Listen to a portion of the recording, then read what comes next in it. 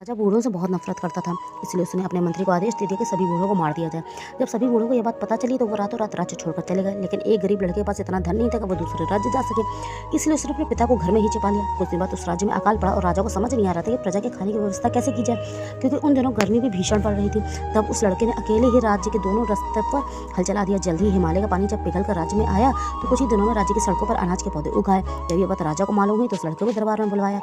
राजा ने लड़के को जब इसके बारे में पूछा तो लड़के ने कहा, महाराज, ये उपाय मेरे पिता ने मुझे बताया था। जब आपने बूढ़ों को मारने का आदेश दिया था तो उस वक्त मैंने उन्हें घर में ही छिपा लिया था। यह सुनकर राजा ने उस बूढ़े व्यक्ति को दरबार में बुलाया। बूढ़े व्यक्ति ने राजा से कहा कि महाराज, हमारे राज्य के लोग जब अपने खेतों से अनाज घर की ओर ले जाते थे और कुछ लोग राज्य के दूसरे राज्य में भी अनाज बेचने जाते थे तो अनाज के कुछ दाने रास्ते के दोनों तरफ गिर जाया करते थे।